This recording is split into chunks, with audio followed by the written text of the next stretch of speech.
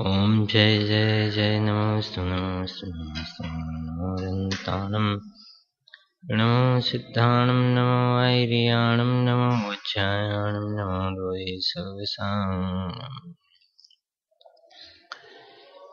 नमः समय साराय स्वानुभूत्या चकासते चित्स्वभावाय भावाय सर्वभावान्तरच्छे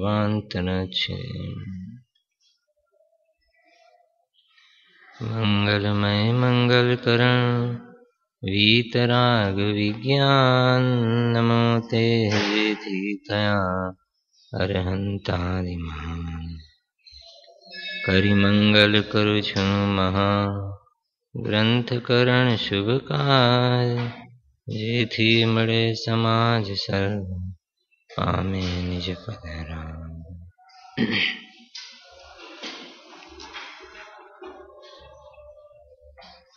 आचार्य कल्प पंडित प्रवर श्री टोडरमल जी द्वारा रचित अद्भुत एवं मोक्ष मार्ग प्रकाशक ग्रंथ से जेमा चौथा अधिकारनी अंदर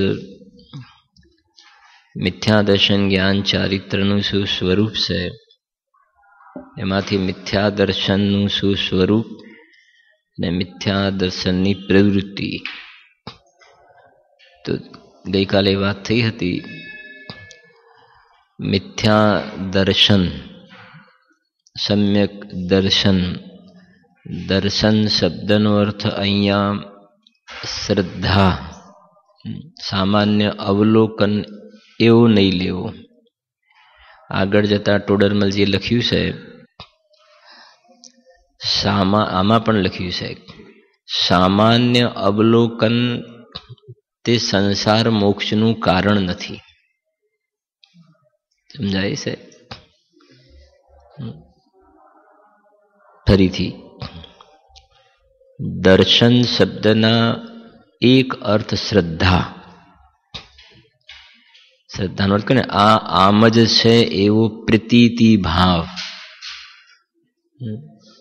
એ શ્રદ્ધા આમ જ છે એવો જે પ્રતીતિ ભાવ એ શ્રદ્ધા એ તો વાત થઈ ને આપણે। બીજો દર્શન શબ્દનો અર્થ સામાન્ય અવલોકન બીજા બે ત્રણ અર્થ છે એમાં નથી જતા આપણે બે જ સમજવા જરા। સામાન્ય અવલોકન અને બીજું હોય છે વિશેષ અવલોકન।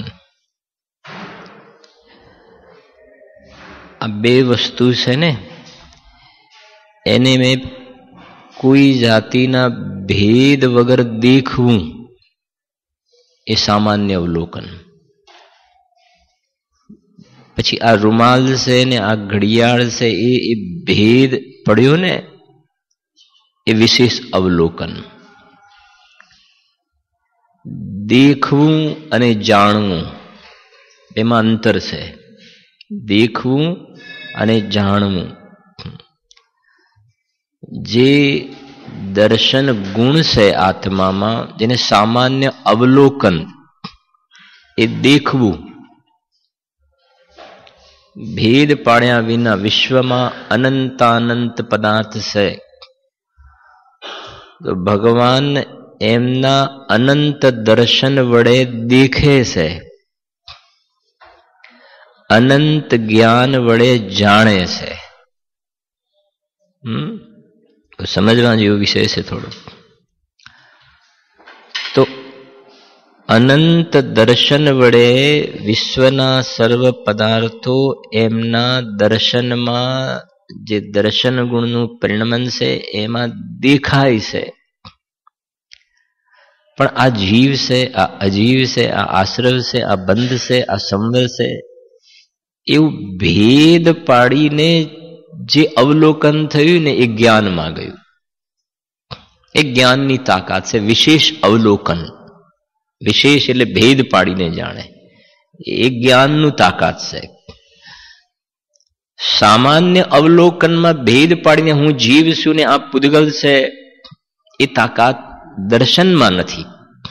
એટલે ટોડરમલજી અહીંયા લખે છે કે સામાન્ય જે અવલોકન છે ને એ સંસાર કે મોક્ષનું કારણ નથી.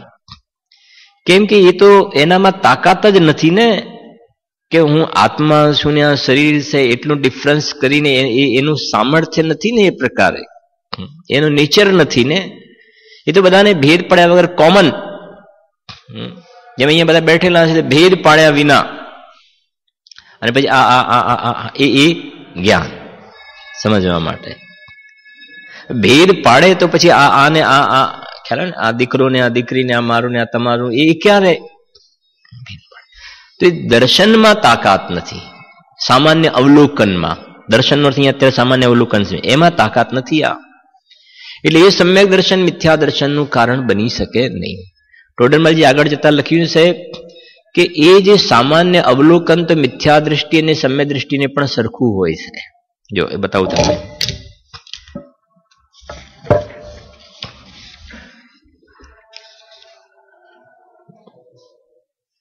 એક તો આપણે ચાલુ છે ને પ્રકરણમાં 78 પેજ કાઢો,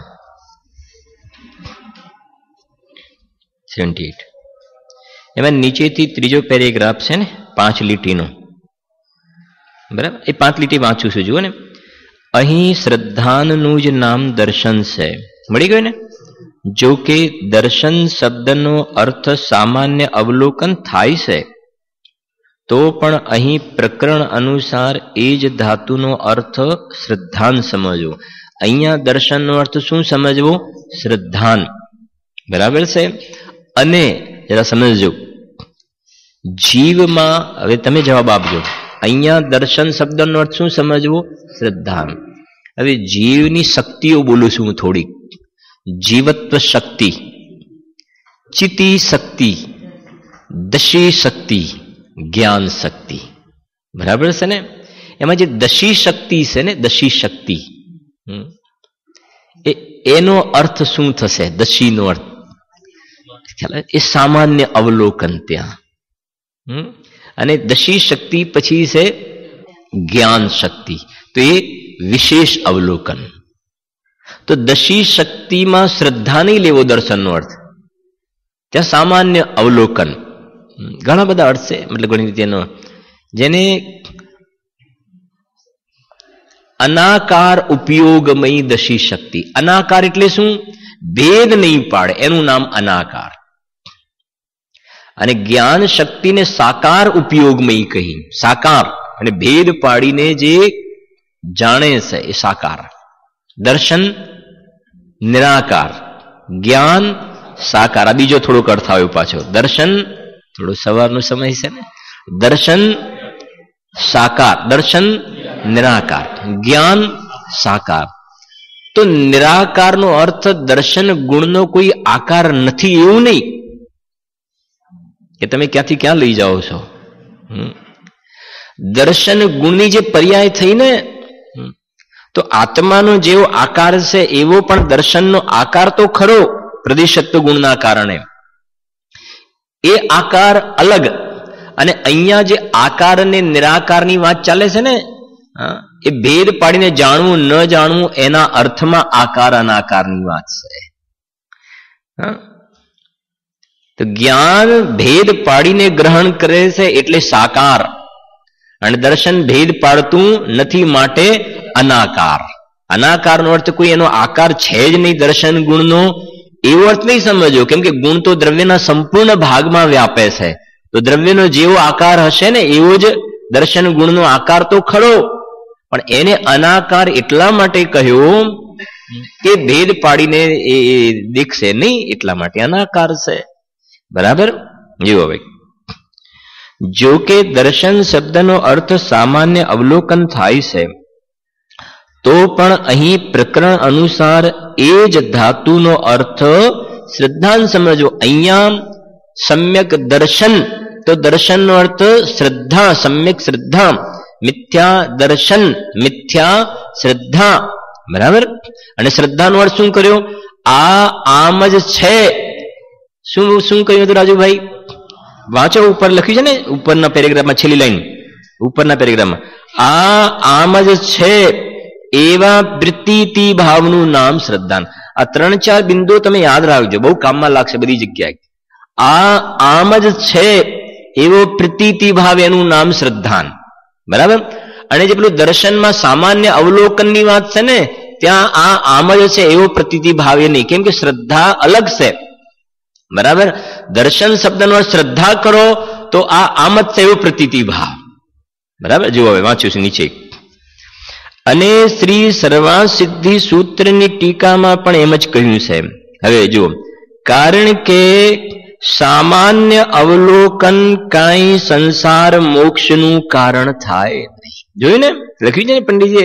સામાન્ય દર્શન શબ્દનો અર્થ, તમે મિથ્યા દર્શનમાં દર્શન શબ્દનો અર્થ સામાન્ય અવલોકન લો તો સામાન્ય અવલોકન તો ના સંસારનું કારણ છે ના મોક્ષનું કારણ છે. સંસાર અને મોક્ષનું કારણ તો પ્રતીતિ ભાવ છે. ફરીથી, સંસાર અને મોક્ષનું કારણ તો શું છે? પ્રતીતિ ભાવ. હવે પ્રતીતિ ભાવમાં તમારી મિથ્યા પ્રતીતિ છે.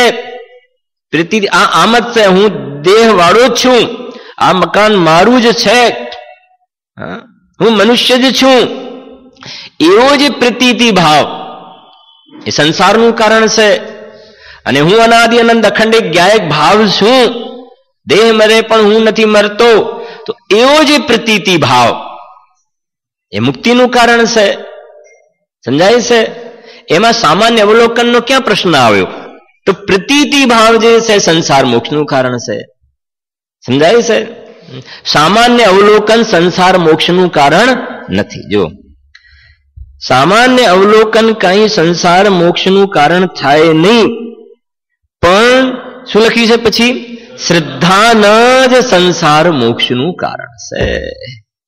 તેથી સંસાર મોક્ષના કારણ સંબંધી વિવેચનમાં એનું જ્યારે સમીક્ષા ચાલતી હોય ત્યારે દર્શન શબ્દનો અર્થ શ્રદ્ધાન જ ગ્રહણ કરવો. એક વાત. હવે જરાક હું તમને બતાવું. એક કાઢો તમે નવમોધિકાર કાઢો જરાક. નવમાધિકારમાં પેજ નંબર કહું,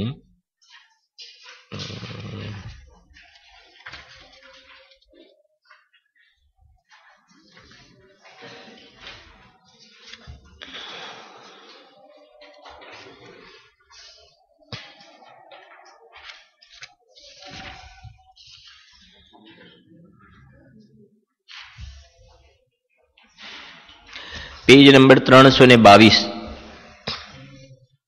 322. તમને બહુ આનંદ આવશે.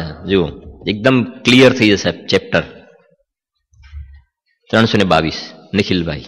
જો નીચે છે ને પ્રશ્ન, જુઓ કેટલો સરસ પ્રશ્ન છે જયેશભાઈ. જુઓ, એનું શ્રદ્ધાન આખું આ પ્રકરણ છે ને, પાછળના 4-5-6 પેજ છે ને, સમ્યક દર્શન લક્ષણના 4 સમ્યક દર્શનના લક્ષણ છે. સ્વપરનું શ્રદ્ધાન, આત્મશ્રદ્ધાન, તત્વા શ્રદ્ધાન, દેવશાસ્ત્ર ગુરુ શ્રદ્ધાન. એ પણ એક સુંદર પ્રકરણ છે. એના અંતર્ગત છે. જુઓ, એનું શ્રદ્ધાન સમ્યક દર્શન કહ્યું, પણ હવે જોજો, દર્શન તો સામાન્ય અવલોકન માત્ર છે, તથા શ્રદ્ધાન પ્રતીતિ માત્ર છે. દર્શનમાં તો સામાન્ય અવલોકન અને શ્રદ્ધાન તો શું છે? પ્રતીતિ. જોઈ ને, શ્રદ્ધા જ્યાં આવી ત્યાં કયો શબ્દ આવ્યો? પ્રતીતિ. પ્રતીતિમાં તો એને એ કાર્યપણું કેવી રીતે સંભવે? ઉત્તર ફરીથી યાદ કરજો ટોડરમલજી. પ્રકરણવશ ધાતુનો અર્થ બીજો પણ થાય છે. પ્રકરણવશ ધાતુ એટલે એ જે વર્ડ છે ને, એનો અર્થ બીજી જગ્યાએ બીજો પણ થાય છે. જેમ સનનો અર્થ સૂર્ય પણ થાય, સનનો અર્થ પુત્ર પણ થાય ને. તો પ્રકરણવશ એ ધાતુનો અર્થ આપણે અલગ કરી દઈએ છીએ ને જગતની અંદર. એવી રીતે દર્શન તો સંસાર મોક્ષની વાત ચાલે છે. હવે તમે જવાબ આપજો. દર્શન તો સંસાર મોક્ષની વાત ચાલે છે, તો દર્શન શબ્દનો શું કરશો? શ્રદ્ધા. સંસાર મોક્ષની વાત ચાલે છે, મારે દર્શન શ્રદ્ધા. બરાબર છે? અને ભગવાનને અનંત ચતુષ્ટય પ્રગટ્યા, તેમાં અનંત દર્શન પ્રગટ્યું. અનંત દર્શન પ્રગટ્યું તો દર્શન શબ્દનો અર્થ શું લેશો? સામાન્ય અવલોકન. ત્યાં પ્રતીતિ ભાવ નહીં લઈએ. ભગવાનને અનંત દર્શન પ્રગટ્યું તો દર્શનનો અર્થ સામાન્ય અવલોકન. પ્રકરણવશ ધાતુનો અર્થ બદલાય છે. બરાબર? જો જેમ આપણે નથી હોતું પેલું મામેરું હોય ને તો બંને પક્ષે સગું થતું હોય તો પેલા તો ત્યાં ઉભો રહે અને પછી જયારે બધા આવે ને એ વખતે પાછો થોડા ટાઈમ માટે પાછો ત્યાં જતો રહે, પાછો આ બાજુ આવી જાય. તો પેલા કે નહીં તમે આ બાજુ, પેલા કે તમે આ બાજુ, તો આ બાજુથી ઘડીકમાં આ બાજુ પ્રકરણવશ, ખ્યાલ આવે, પ્રકરણવશ આ બાજુનું વેટેજ વધારે છે તો થોડો ટાઈમ એ બાજુ, પાછો કે હવે થોડી વાર ત્યાં જઈ આવું. એમ દર્શન શબ્દનો અર્થ પ્રકરણવશ સંસાર મોક્ષનું કારણ હોય તો દર્શનનો અર્થ શું કરીશું રિંકેશભાઈ? સંસાર મોક્ષનો દર્શનનો અર્થ શ્રદ્ધા. અને શ્રદ્ધા એટલે શું? આગળ આવો જરાક. દર્શનનો અર્થ જો ફરીથી પ્રકરણવશ ધાતુનો અર્થ બદલાય છે. પ્રકરણવશ ધાતુનો અર્થ તો સંસાર મોક્ષની જયારે વાત ચાલતી હોય તો દર્શનનો અર્થ શું કરીશું? શ્રદ્ધા. દર્શનનો અર્થ શ્રદ્ધા. શ્રદ્ધા કોને કહેવાય? પ્રતીતિ ભાવ. આમ જ છે એવો પ્રતીતિ ભાવેલું. આટલે સુધી તમારે સમજવાનું છે. તો એકદમ બહુ તમને બધી જગ્યાએ ખૂબ કામમાં લાગશે. એમાં ટર્મિનોલોજીને સમજવી જરૂરી છે. હવે બીજી વાત, આ એક તો વાત થઈ ને સંસાર મોક્ષનું કારણ, અને બીજી વાત જે કહે ને કે અનંત ચતુષ્ટય ભગવાનને પ્રગટ્યા અથવા તો શક્તિના પ્રકરણમાં દશી શક્તિ, તો દશી શક્તિની વાત ચાલે છે તો ત્યાં દર્શન શબ્દ આવ્યો તો દર્શનનો અર્થ શું લેવો? ત્યાં સામાન્ય અવલોકન, બરાબર. અને સામાન્ય અવલોકન તો દર્શન સામાન્ય અવલોકન એટલે શું? કે જ્યાં ભેદ પાડીને દેખવું થતું નથી, સામાન્ય અવલોકન છે ત્યાં. જો પ્રકરણવશ ધાતુનો અર્થ બીજો પણ થાય છે, મોક્ષ માર્ગનું પ્રકરણ છે. એટલે સંસાર અને મોક્ષ માર્ગનું પ્રકરણ છે. તેથી તેમાં દર્શન શબ્દનો અર્થ સામાન્ય અવલોકન માત્ર ગ્રહણ કરવું નહીં. મોક્ષ માર્ગનું પ્રકરણ છે એટલે દર્શન શબ્દનો અર્થ સામાન્ય અવલોકન નહીં લેવો.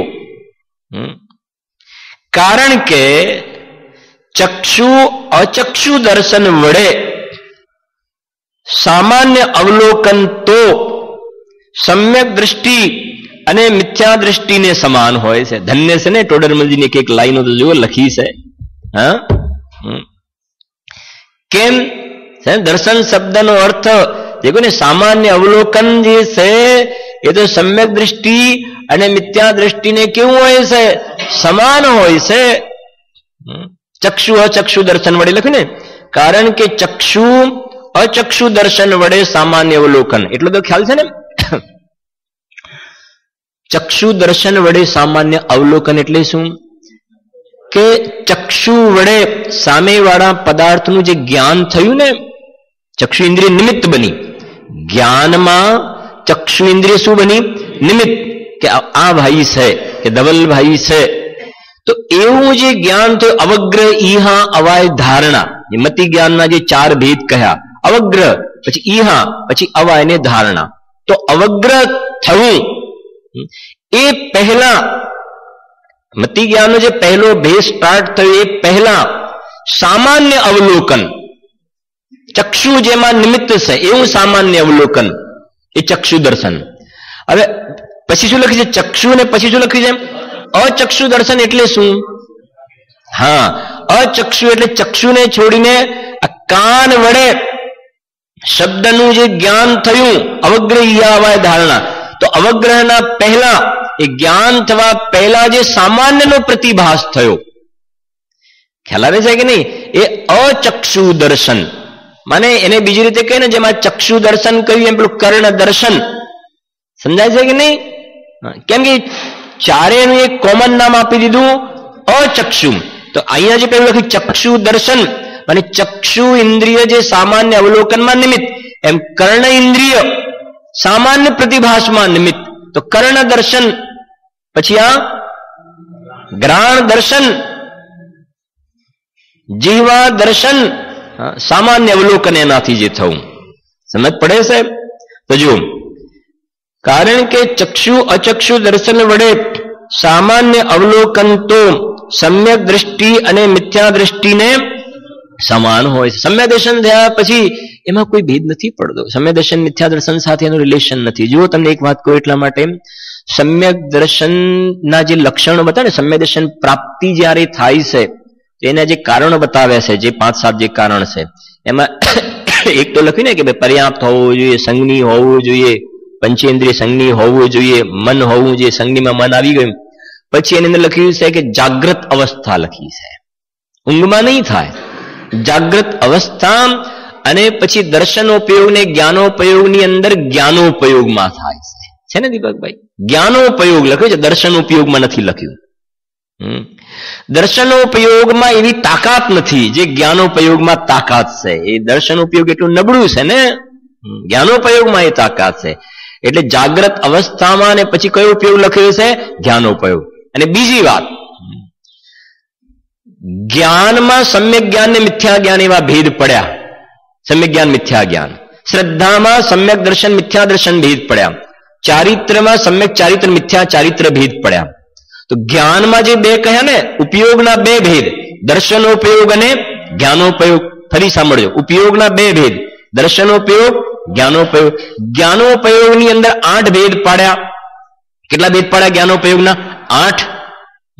5 સુજ્ઞાન અને 3 કુજ્ઞાન. કુમતી, કુશ્રુત ને કુઅવધિ એ કુજ્ઞાન કહ્યા. અને મતિ, શ્રુત, અવધિ, મનત્રી કેવલ જ્ઞાન એ સુજ્ઞાનમાં ભેદ થઈ ગયા 5. તો જ્ઞાનની અંદર મિથ્યા ને સમ્યક એવા ભેદ પડ્યા. દર્શનોપયોગના કેટલા ભેદ છે? 5, 4. ચક્ષુ દર્શન, અચક્ષુ દર્શન, અવધિ દર્શન, કેવલ દર્શન. પછી પેલા નિદ્રા પ્રચલા એ પણ લઈ લો લેવા હોય તો. બરાબર. મારે બતાવવું છે દર્શનોપયોગના જે ભેદ છે એની અંદર જે કહ્યું ને, જેમ પેલા મતિ જ્ઞાનમાં કુજ્ઞાન ને સુજ્ઞાન, મિથ્યા જ્ઞાન ને સમ્યક જ્ઞાન, એમ દર્શનમાં સામાન્ય અવલોકન વાળું અત્યારે કરી રહ્યો છે પાછું. એની અંદર મિથ્યા દર્શન અને સમ્યક દર્શન એવા દર્શનની અંદર એવા ભેદ નથી. સમજ પડે છે? અહીંયા મિથ્યા દર્શન સમ્યક દર્શન એ સામાન્ય અવલોકનના અર્થમાં વાત કરી રહ્યો છું અત્યારે હું, પેલું શ્રદ્ધા વાળું નહીં. બીજું વધારે તમારે કન્ફ્યુઝ ના થાવ એટલા માટે તમને કહું ને, તો જેવી રીતે ઉપયોગના જે બે ભેદમાં જ્ઞાનમાં સમ્યક અને મિથ્યા ભેદ પડ્યા, એવી રીતે ઉપયોગનો જે ભેદ દર્શન ઉપયોગનો જે છે ને એની અંદર સમ્યક અને મિથ્યા એવા ભેદ એની અંદર હોતા નથી. જેમ એની અંદર ચક્ષુ દર્શન, અચક્ષુ દર્શન, પછી કયું લખ્યું? અવધિ દર્શન. તો અવધિ દર્શનમાં કુઅવધિ દર્શન, સુઅવધિ દર્શન એવું નહીં, કુઅવધિ જ્ઞાન એ ભેદ તો છે. જીતુભાઈ આ એને સપોર્ટ કરે છે. આ લાઈન લખ્યું છે ને, જુઓ. કારણ કે ચક્ષુ અચક્ષુ દર્શન વડે સામાન્ય અવલોકન તો સમ્યક દૃષ્ટિ અને મિથ્યા દૃષ્ટિને કેવું હોય છે? સમાન હોય છે. મને સમ્યક દર્શન થયા પછી પણ અવધિ દર્શન અને મિથ્યાત્વ વખતે પણ અવધિ દર્શન એની અંદર કેમ? કે એનું કારણ શું છે? એનું કારણ શું છે કે સમ્યક જ્ઞાન ને મિથ્યા જ્ઞાન જે ઊભું થાય છે ને એ તો આ મારું છે ને આ તારું છે. આ મારું તારું નો જે ભેદ પડ્યો ને, જો કે ભાઈ આ ઘડિયાળ અને પેલી તમે પહેરી છે, આ મારી પાસે છે, બરાબર છે ને? હવે જે જાણવું થયું એ મિથ્યા જ્ઞાનનું કારણ નથી, સાથે સમજજો. એ નથી, પણ એ જાણ્યું ને સાથે એમ પણ જાણ્યું કે આ તમારી ઘડિયાળ ને આ મારી ઘડિયાળ, તો મિથ્યા જ્ઞાન ઊભું થયું. દર્શનમાં તો બિચારામાં તાકાત જ નથી. હવે તમને વધારે દર્શનમાં તાકાત જ નથી કે આ તમારી ને આ મારી, ત્યાં સુધી પહોંચ જ નથી દર્શનની. ભેદ પાડે તો પછી આ મારું અને આ તારું એ પ્રશ્ન તો સેકન્ડ નંબરનો કાઉન્ટર ક્વેશ્ચન છે. તો દર્શનમાં તો તાકાત જ નથી. સુરેશભાઈ ખ્યાલ આવે છે ને? એટલું નબળું છે એ તો તાકાત જ નથી. તો પછી આ કહેવાય ને સંશય, વિપર્ય કે અનદ્યવસાય, કારણ વિપરીતતા, સ્વરૂપ વિપરીતતા, ભેદાભેદ વિપરીતતા. કેમ કે ટોડર મજીયામાં ચોથા અધિકારમાં શરૂઆત લખ્યું કે પ્રથમ તો દુઃખ દૂર કરવા માટે સ્વપરનું જ્ઞાન અવશ્ય જોઈએ. તમને કદાચ ખ્યાલ હશે કે નહીં, મને ખબર નથી. ફતેપુરની અંદર પાટડા ઉપર મને સૌથી પહેલા કદાચ ગયો છે વખતે મારી નજર પડી હશે, લખાવેલી છે લાઈન ત્યાં, પ્રથમ તો દુઃખ દૂર કરવા માટે સ્વપરનું જ્ઞાન અવશ્ય જોઈએ. સ્વપરનું જ્ઞાન અવશ્ય જોઈએ. સ્વ પરનું જ્ઞાન. હવે મારે તમને સમજાવવું છે કે દર્શનમાં તો સ્વ ને પરને ભેદ કરવાની તાકાત જ નથી, તો પછી સમ્યક ને મિથ્યાનો પ્રશ્ન એટલા માટે ત્યાં ઉભો થતો નથી. જ્ઞાનનો સમજો, જ્ઞાને જાણ્યું તો ખરું, પણ જ્ઞાન સખણું ના રહ્યું. જાણ્યું અને તરત જ આ તમારું અને આ મારું, બસ એટલેથી જરા ખોટા ટ્રેક પર ચડી ગયું. જાણ્યું ત્યાં સુધી તો ઓકે હતું, પણ જાણીને પછી આ મારા તારામાં એ ઘૂસ્યો, ત્યાંથી એ એવડા ટ્રેક પર ચડી ગયો. હવે કોઈ એવો હોય કે એના કરતા જણાય જ ના તો ચિંતા નહીં ને, તો જણાય નહીં તો આત્મામાં જે અનંત આનંદ પ્રગટ્યો ને, એ આનંદને જાણવા વાળું પણ જ્ઞાન છે, એ આનંદ પણ પર થઈ ગયો. પછી તો નહીં જણાય તો આનંદનું વેદન પણ નહીં થાય, જણાશે પણ નહીં ત્યાં આગળ. જો તમને બતાવું ચોથો અધિકાર આ તો થયું ને. આપણે જો 1 મિનિટ આટલું વાંચી લેજો. કારણ કે ચક્ષુ અચક્ષુ દર્શન વડે સામાન્ય અવલોકન તો સમ્યક દ્રષ્ટિ અને મિથ્યા દ્રષ્ટિને કેવું હોય છે? સમાન હોય છે. તેથી એ વડે કાંઈ મોક્ષ માર્ગની પ્રવૃત્તિ અપ્રવૃત્તિ થતી નથી. તથા શ્રદ્ધાન હોય છે. જો દર્શન શબ્દનો અર્થ હવે શું કર્યો? શ્રદ્ધાન, પ્રતીતિ ભાવ.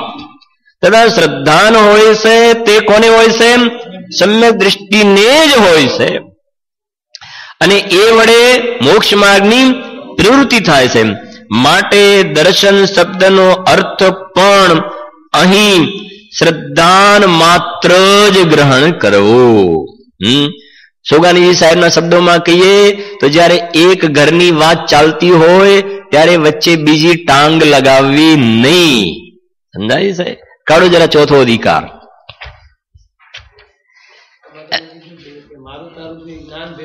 હાજી,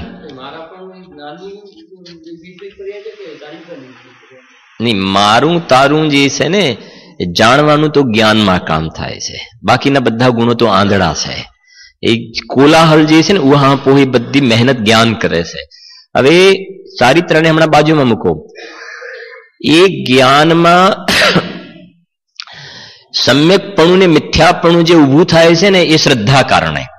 જ્ઞાન તો બરાબર મહેનત કરી રહ્યું છે, પણ જ્યાં સુધી શ્રદ્ધા યથાર્થ નહીં થાય ત્યાં સુધી એ જ્ઞાનને પણ સમ્યક નહીં કહેવાય.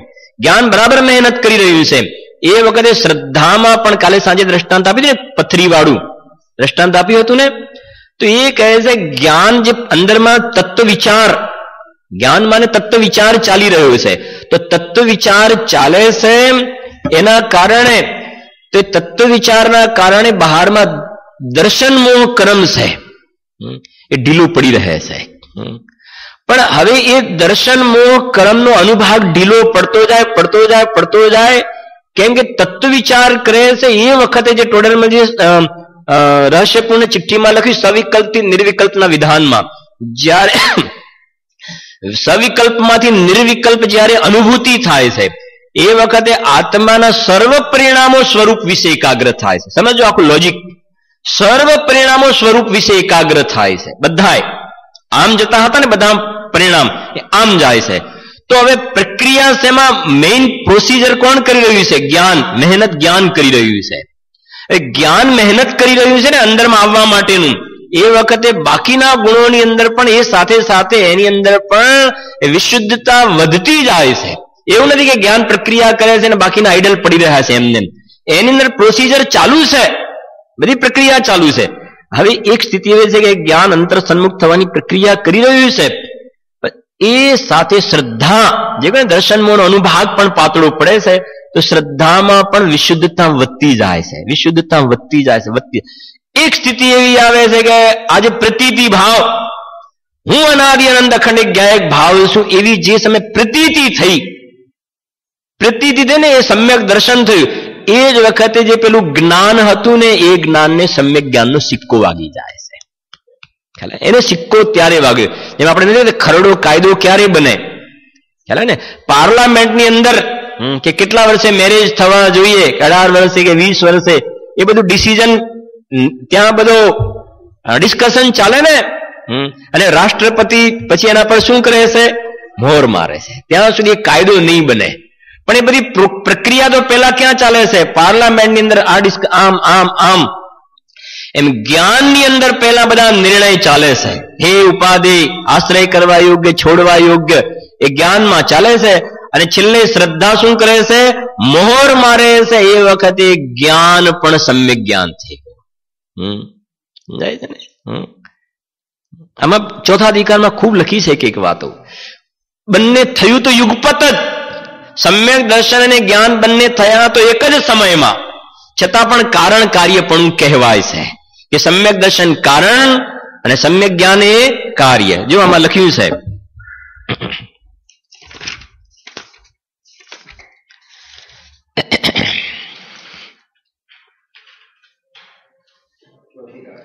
નેવ્યાસી નંબરનું પેજ, ચોથી ધાર છે ને, સમ્યક સાથે જ્ઞાન હોય પે ભિન્ન અનાદો છે ને.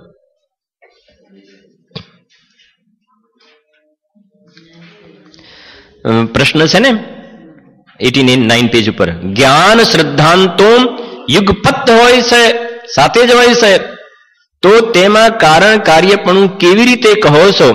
એની ઉપર છે એ વાત જુઓ.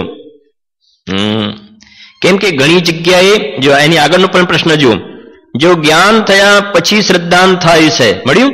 જ્ઞાન થયા પછી શ્રદ્ધાંત થાય છે, તો પહેલા શું કહો? મિથ્યા જ્ઞાન કહો, અને પછી મિથ્યા દર્શન. પણ આપણે બોલીએ છીએ મિથ્યા દર્શન, મિથ્યા જ્ઞાન, મિથ્યા ચારિત્ર. તો અહીંયા આગળ અપેક્ષાથી વાત છે. કોઈ જગ્યાએ જ્ઞાનને કારણ કહેવામાં આવે, કોઈ જગ્યાએ શું કહેવાય સમ્યક દર્શનને કારણ કહેવામાં આવે. જ્ઞાન મહેનત કરે છે ને માટે તમે જ્ઞાનને કારણ કહો. બધું લેતો નથી અત્યારે, વાંચજો તમે. જ્ઞાન મહેનત કરે છે અને પછી શ્રદ્ધા સમ્યક થાય ને તો જ્ઞાનને કારણ કહો, સમ્યક દર્શન થયું કાર્ય કહો. હવે આમ લો, જ્યારે સમ્યક દર્શન થયું ત્યારે ખરેખર તો જ્ઞાન સમ્યક કહેવાયું. કેમ કે 11 અંગ અને 9 પૂર્વનું જ્ઞાન પણ અનંતવાર થયું, સમયસાર પણ ભણ્યું, પ્રવચનસાર પણ ભણ્યું, પણ શું ના થયું? સમ્યક દર્શન ના થયું. માટે જ્ઞાન મિથ્યા જ્ઞાન કહેવાયું. એટલે સમ્યક દર્શન કારણ અને સમ્યક જ્ઞાન કાર્ય. એટલે એ પ્રમાણે સમજવું. એ વાંચજો તમે, એ લખ્યું છે એની અંદર. હા જો એની અંદર તમે 80 નંબરનું પેજ કાઢો જરાક. ખાલી એક તમને લાઈન બતાવું જે મેં તમને યાદ કર્યું ને, પ્રથમ તો દુઃખ દૂર કરવા માટે લાઈન તો બતાવું. 80 નંબરના પેજ ઉપર 5મી લીટી છે, બરાબર છે ને? પ્રથમ તો મળ્યું અશ્વિનભાઈ? શું લખ્યું છે વાંચો જો. છેલ્લે લખ્યું છે, શું લખ્યું છે? પ્રથમ તો દુઃખ દૂર કરવા માટે સ્વપરનું જ્ઞાન અવશ્ય જોઈએ. આખો દિવસ અંદરમાં માળા ફેરવવા જેવી છે આ, ખ્યાલ આવે છે? પ્રથમ તો દુઃખ દૂર કરવા માટે સ્વપરનું જ્ઞાન, પછી શું લખ્યું છે? અવશ્ય જોઈએ. કેટલી સરસ લાઈન લખી છે. દુઃખ દૂર કરવા માટે સ્વપરનું, એના માટે તમને સ્વનું જ્ઞાન પણ હોવું જોઈએ, પરનું જ્ઞાન હોવું જોઈએ. અને એટલા માટે આ પ્રયોજનભૂત 7 તત્વ, આ ઘડિયાળ છે એ જ્ઞાન નહીં હોય તો ચાલશે, એ પ્રયોજનભૂત નથી, અપ્રયોજનભૂત છે. પણ આ પર છે, સ્વપર.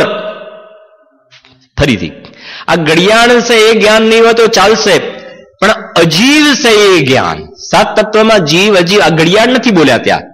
જીવ અજીવ આશ્રબંધ સંવન નિર્જરા મોક્ષ 7 તત્વ એ પ્રયોજનભૂત. અજીવ છે એનું જ્ઞાન હોવું જોઈએ. આ જબ્ભો છે, વસ્ત્ર છે, એનું જ્ઞાન નહીં હોય તો ચાલશે, પણ આ અજીવ છે એ જ્ઞાન હોવું જરૂરી છે. ત્રિયંચના જીવને સમ્યક દર્શન થાય છે. હાથીને સમ્યક દર્શન થયું, વાઘને સમ્યક દર્શન થયું, અઢી દીપની બહાર અસંખ્યાત ત્રિયંચોને સમ્યક દર્શન થાય છે સમ્યક દ્રષ્ટિ ત્યાં. તો હું વાઘ શું, સિંહ શું, એ તો આપણે ઓળખવા માટે શાસ્ત્રમાં જે નામ છે ને તો એ કહીએ છે વાઘ સિંહ. એને આ વાઘ કે સિંહ કે આ શરીર એવી કઈ ખબર નથી, પણ આ પર છે અને હું સ્વ છું એ જ્ઞાન છે. એટલે અહીંયા લખે છે કે પ્રથમ તો દુઃખ દૂર કરવા માટે સ્વપરનું જ્ઞાન અવશ્ય હોવું જોઈએ.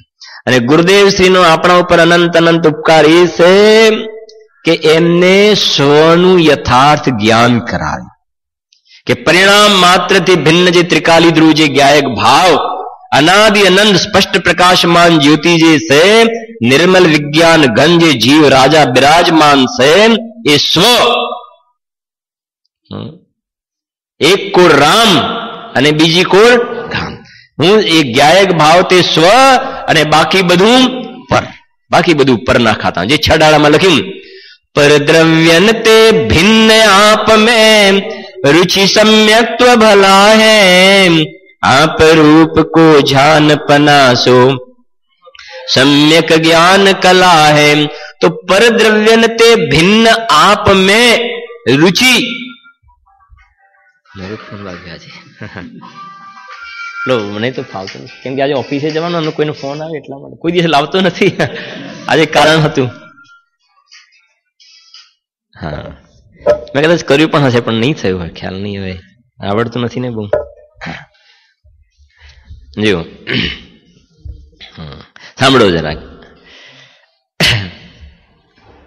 શું કહે છે. પ્રથમ તો દુઃખ દૂર કરવા માટે સ્વ પરનું જ્ઞાન અવશ્ય જોઈએ. બરાબર. હવે જરા સમજો. એ જે કહે ને પરદ્રવ્ય તે ભિન્ન આપ મેં રુચિ. રુચિ માને હવે રુચિનો અર્થ કરો. सम्य दर्शन की बात चले. परद्रव्य भिन्न आप में रुचि. रुचि नो अर्थ प्रतीति.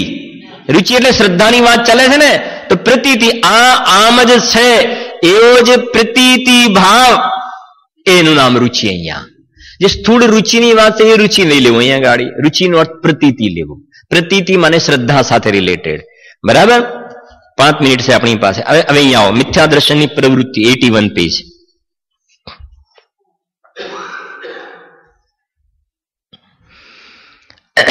જો હવે સંસારી જીવોને મળ્યું. હવે સંસારી જીવોને મિથ્યા દર્શનની પ્રવૃત્તિ કેવી હોય છે. ખ્યાલ પેલું સ્વરૂપ બતાવ્યું રાજુભાઈ.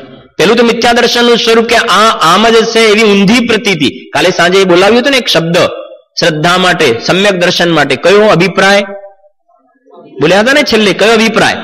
વિપરીત અભિપ્રાય રહિત તત્વાર્થ શ્રદ્ધા અને મિથ્યા દર્શન. અને વિપરીત અભિપ્રાય સહિત એ મિથ્યા દર્શન. અને વિપરીત અભિપ્રાય રહિત તત્વાર્થ શ્રદ્ધા. આખું આ પ્રમાણે ફરીથી. વિપરીત અભિપ્રાય સહિત તત્વાર્થ શ્રદ્ધાન એ મિથ્યા દર્શન. અને વિપરીત અભિપ્રાય રહિત તત્વાર્થ શ્રદ્ધાન એ સમ્યક દર્શન. બરાબર. તો અહીંયા જે વાત ચાલે છે મિથ્યા દ્રષ્ટિની, તત્વા શ્રદ્ધાની, એ વિપરીત અભિપ્રાય વાળો કે વિપરીત અભિપ્રાય વગરનો? વિપરીત અભિપ્રાય વાળો. બરાબર. એને સાત તત્વ સંબંધમાં અભિપ્રાય માન્યતા ખોટી છે, એનો પ્રતીતિ ભાવ ખોટો છે. જોજો હવે સંસારી જીવોને મિથ્યા દર્શનની પ્રવૃત્તિ કેવી હોય છે. એના જીવન, અજ્ઞાનીના મિથ્યા દ્રષ્ટિના જીવન કેવા ફોતરા જેવા શુષ્ક જીવન છે. એની ફાઇલ ખોલે છે આ જીવની. તાસ ભ્રમણ કી હે બહુ, આ ફાઇલ ખોલે છે ટોડરમાં જઈ. સમજાય છે? તમારી ને મારી જેવું. હવે સંસારી જીવોને મિથ્યા દર્શનની પ્રવૃત્તિ કેવી હોય છે તે અહીં કહીએ છીએ. જો હવે આ લાઈન બહુ સરસ લાઈન છે. અહીં વર્ણન તો શ્રદ્ધાન કરાવવા માટે છે. આ બધી વાત કરશે ને, વર્ણન જે કરે છે એ જ્ઞાન કરાવવા માટે નહીં.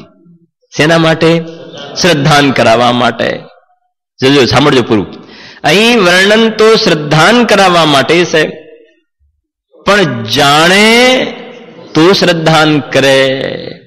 જાણે ને, સાંભળશે અને જ્ઞાનમાં આવશે કે આ હે, આ જ્ઞે, આ ઉપાધિ જાણે તો શું કરે? શ્રદ્ધાન કરે. ફરીથી, જાણે તો શ્રદ્ધાન કરે. હવે ટોડરમલજીનો ઉદ્દેશ જણાવવાનું છે કે શ્રદ્ધાન કરાવવાનું છે? શ્રદ્ધાન કરાવવાનું. જાણે તો શ્રદ્ધાન.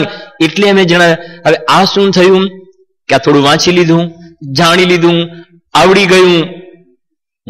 પંડિતજી કહે છે અમે એના માટે તો લખ્યું જ નથી. આ સમજે? અમે થોડી વ્યાખ્યાઓ આવડી ગઈ બોલતા. આ પાના ઉપર આ છે ને આ પાના ઉપર આ છે, આ પાના આવડી ગયું. પંડિતજી ચોખ્ખું લખે છે એ ગાડી, કેમ કે પંડિતજીને ખબર છે કે આ ક્યાં ભૂલો પડી જશે, એટલે પેલું ચોખ્ખું લખી લાઈન, અલગથી લખી આ લાઈન કે આ ભલા માણસ ક્યાં છેતરાઈ જશે, એટલે લખે છે વર્ણન તો શ્રદ્ધાન કરાવવા માટે છે, પણ જાણે તો શ્રદ્ધાન કરે. અમારે ખેદ છે કે આ અમારી વચ્ચે આ થોડુંક વાત કહેવી પડે છે, ડાયરેક્ટ શ્રદ્ધા કરે તો સારી વાત છે, જાણે તો શ્રદ્ધાન કરે. તેથી જાણવાની મુખ્યતા પૂર્વક વર્ણન કરીએ છીએ. જાણવાની મુખ્યતા પૂર્વક આ વર્ણન કરીએ છે, પણ તારે તો આ જાણીને શું કરવાનું છે? શ્રદ્ધાન કરવાનું છે. ખ્યાલ આવે છે કે નહીં? કે પ્રથમ તો દુઃખ દૂર કરવા માટે સ્વપરનું જ્ઞાન અવશ્ય જોઈએ. ખ્યાલ ને? તો એ જાણીને શું કરવાની છે? શ્રદ્ધા. ખ્યાલ આવે ને? અને પછી મોબાઈલમાંથી વોટ્સએપ પર બીજાને મેસેજ નથી મોકલવાનું કે આજે પ્રવચનમાં બહુ સરસ વાત આવી, પ્રથમ તો દુઃખ દૂર કરવા માટે સ્વપનનું જ્ઞાન અવશ્ય જોઈએ. મેં કહ્યું ત્યાં આગળ કહ્યું હતું હમણાં, એક તો એની પાસે ટાઈમ છે નહીં, તો પણ એ દુનિયાભરનું બધું જેના જે બધા મોકલાય કરે ને, કામનું ને ન કામનું, જો કરે, એમાંથી નડવું ના પડે. એક તો ક્યાં સમય છે એની પાસે. અને કંઈક સારા અધ્યાત્મના મેસેજ હોય ને આવે તો સીધા બધાને સેન્ડ કરી દેશે. ખ્યાલ આવ્યો કે ના આવે? સેન્ડ કરશે. પણ ભલા માણસ પેલા તને મોકલાવ્યા ને, જેને પણ એ તને બીજાને સેન્ડ કરવા માટે મોકલાવ્યા હશે. ખ્યાલ આવે ને? કે બહુ સરસ છે, બહુ સરસ છે, પણ સારું હોય બીજાને સીધું ટ્રાન્સફર, અંદર એને અંદર ટ્રાન્સફર નથી કરતો.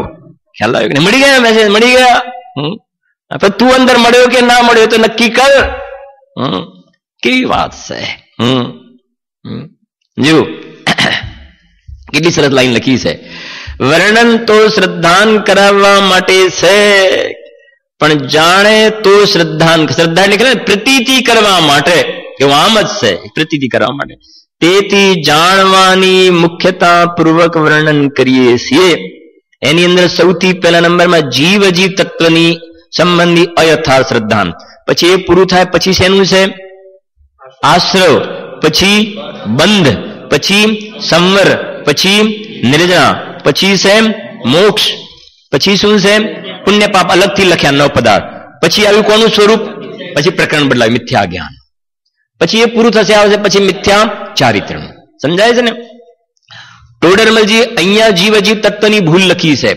7મા અધિકારની અંદર પણ જીવ અજીવ તત્વની ભૂલની વાત આવે છે, પણ આમાં ને એમાં અંતર છે. 7મા અધિકારમાં તો જે ભૂલો પડ્યો છે ને, એ શાસ્ત્રનો અભ્યાસ કરીને ભૂલો પડ્યો છે. જૈન શાસ્ત્રનો અભ્યાસ કરીને ભૂલો પડ્યો છે એની વાત છે જીવ.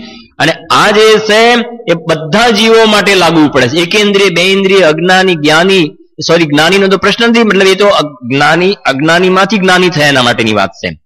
પણ કહેવાનો ભાવાર્થ આ ઓવરઓલ સંઘની અસંઘની બધા માટે લાગુ પડે છે.